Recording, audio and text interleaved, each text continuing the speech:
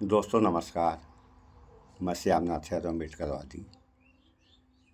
क्या भारत के गुलामी का कारण अंधविश्वास और पाखंडवाद था? पहले थोड़ा आप लोग ये वीडियो देख लें, उसके बाद फिर आगे बात हो। मैं मनमोहन मिश्र। मेरे दोस्तों, देश के दुर्भाग्य से नरेंद्र मोदी फिर से इस देश के प्रधानमंत्री बन चुके हैं। तो अब इसको समझने की जरूरत है, आखिर क्यों और कैसे। जनता ने तो मैंडेट दिया, जनता ने तो नरेंद्र मोदी को वोट नहीं दिया, जनता ने तो अपना निर्णय सुना दिया कि नरेंद्र मोदी नहीं चाहिए।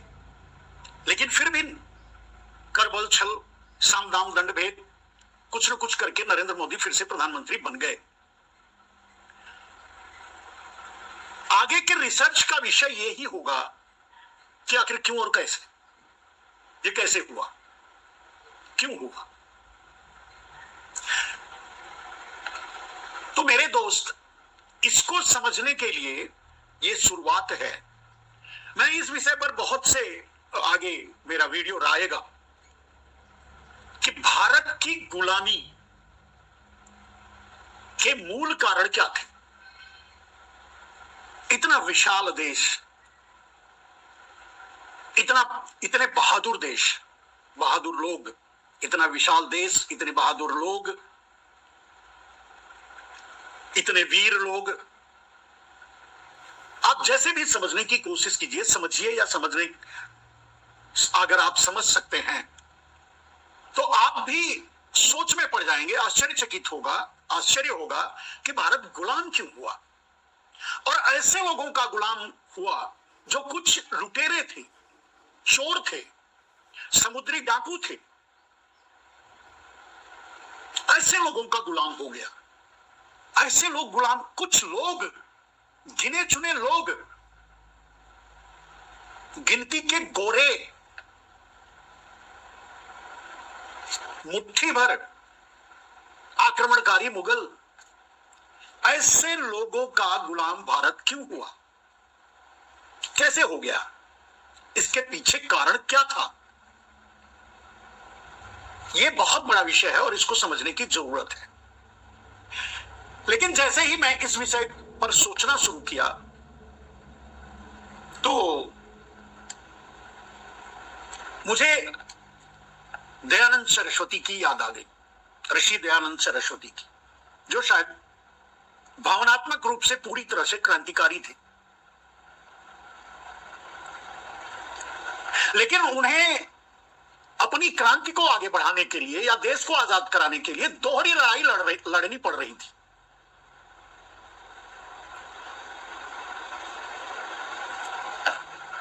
एक सामने अंग्रेज थे और दूसरे अपने घर के लोग। आखिर ये क्यों था, कैसे था, उसको उन्होंने दो शब्दों में ही कहा है। अगर दयानंद सरस्वती जी को, शायद उनकी किताब है सत्यार्थ प्रकाश, मैंने वैसे किताब पढ़ी नहीं है, लेकिन कहीं इसे टैगलाइन में पढ़ा था। दयानंद जी ने लिखा था या लिखा है या कहा है कि भारत की गुलामी के दो मूल कारण थे, और वो था पाखंड और अंधविश्वास। यही दो कारण थे जिसके कारण से भारत गुलाम हुआ।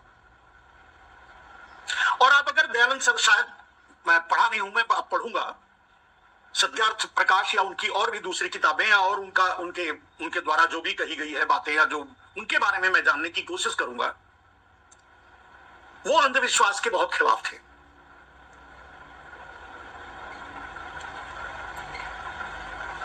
और उन्होंने जो समझा और जो लिखा या जो कहा, वो यही गुलामी का मूल कारण बताया, पाखंड और अंधविश्वास।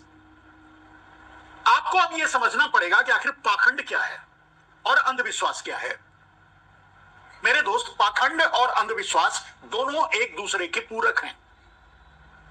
न पाखंड के बगैर अंधविश्वास पनप सकता है, रह सकता है, सफल हो सकता है, और ना अंधविश्वास के बगैर, कहने का मतलब ना अंधविश्वासियों के बगैर पाखंड पनप सकता है, रह सकता है। आप अंदाजा लगा के सोच के देखिए।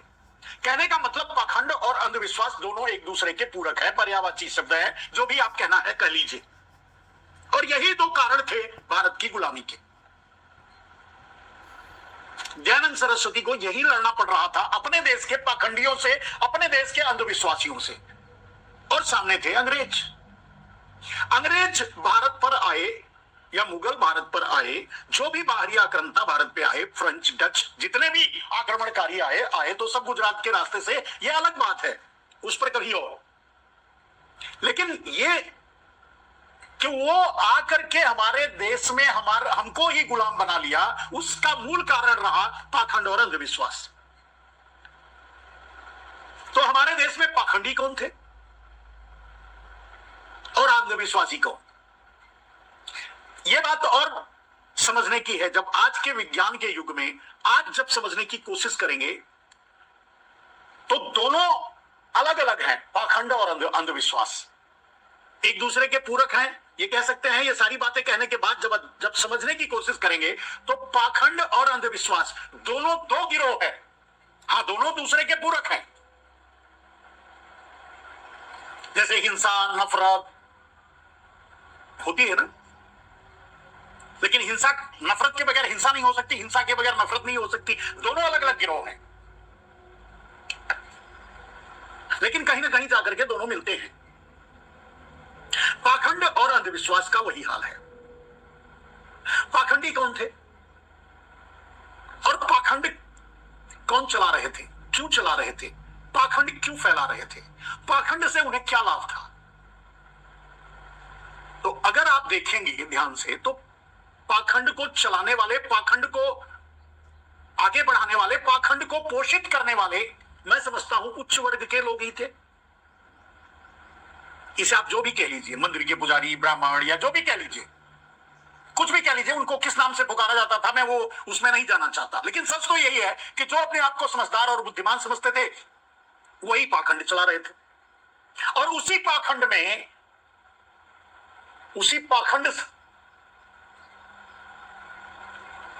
में फंस करके लोग अंधविश्वासी बन रहे थे। अंधविश्वास, पाखंडी अपने पाखंड के जरिए लोगों को अंधविश्वासी बना रहे थे और वो बन भी रहे थे। और उन्हीं पाखंडियों के जरिए पूरे देश को अंधविश्वास में धकेल करके अंग्रेजों को या मुगलों को देश में राज करने दिया गया। कहने का अर्थ यह है कि अगर देश में उस समय अगर परोक्ष रूप से देखा जाए तो ये दो मूल विलेन थे जिन्होंने अंग्रेजों या मुगलों या डचों या फ्रांसीसियों या बाहरी आतताइयों को, बाहरी आक्रमणकारियों को भारत में पनपने, फैलने, फूलने दिया। वो थे पाखंडी और अंधविश्वासी। जैसा कि आप लोगों ने इस समाचार में देख सुन लिया, तो यह सही है कि इस देश की जनता को अगर 3 भाग में बांट दिया जाए तो इसका परिणाम निकल सकता है। जैसे कुछ तो अनपढ़ हैं और कुछ पढ़े लिखे हैं और कुछ ज़्यादा पढ़े लिखे हैं जिन्हें वैज्ञानिक कहा जाता है। तो अनपढ़ और पढ़े लिखों की तो बात ही छोड़िए, इस देश के जो वैज्ञानिक हैं ये भी अंधविश्वास में डूबे हुए हैं। आप लोग यूट्यूब पे या गूगल पे सर्च करेंगे तो मिल जाएगा, अन्यथा हम बता देंगे, कमेंट करेंगे आप लोग तो ये हाल है। जिस देश के वैज्ञानिक अंधविश्वास में डूबे हुए हैं उस देश का क्या होगा, ये तो कोई भी समझ सकता है। तो इस पे विचार करें आप लोग। देश को चलाना है तो व्यवस्था एक ही है, इसके रूप कुछ अलग अलग हैं। जैसे इन्होंने बताया कि पाखंड और अंधविश्वास एक ही सिक्के के दो पहलू हैं, लेकिन ये दोनों अलग अलग भी हैं, लेकिन इनका मेल एक जगह होता है। उसी तरीके से ये व्यवस्था है। धर्म का मतलब होता है वेद, और विज्ञान फिर संविधान। ये एक लाइन बनती है, संबंधित हैं ये सब। और दूसरी जो बनती है वह है पुराण। जैसे महर्षि दयानंद सरस्वती, हम सत्यप्रकाश पढ़े हैं, महर्षि दयानंद सरस्वती ने वेद को सही बताया है। शेष जितनी भी व्यवस्थाएं इस देश में हैं, चाहे कुरान हो, चाहे पुराण हो, या और धर्म वाले हों, सारी धर्मों को उन्होंने गलत बताया है। आखिर उन्होंने गलत बताया तो क्यों गलत बताया? ये गलत व्यवस्थाएं हैं तब न गलत बताया। अगर सही रहती तो सही बताते। तो यही सब है। तो आप लोग,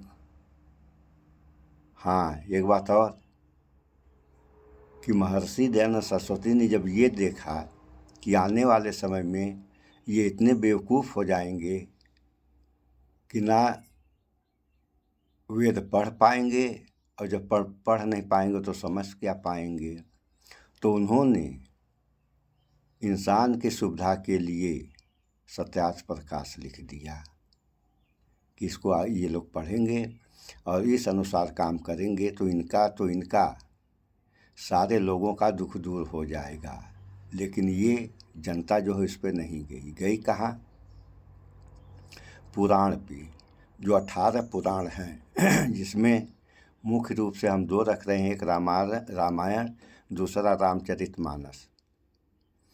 तो रामचरितमानस या रामायण को आज के लोग ये मान के चलते हैं कि ये जो लिखा हुआ है यही सही है, जबकि रामायण और रामचरितमानस और जितने भी पौराणिक किताबें हैं ये सारी गलत हैं, और सारी गलत हैं। अगर इसमें सही कुछ है तो वेद सही है। तो इस पर विचार करें आप लोग। इस वीडियो में इतना ही। स्वच्छता अपनाएं, शुद्ध खाएं, स्वस्थ रहें, शिक्षित बने। जय विज्ञान, जय संविधान। नमस्कार।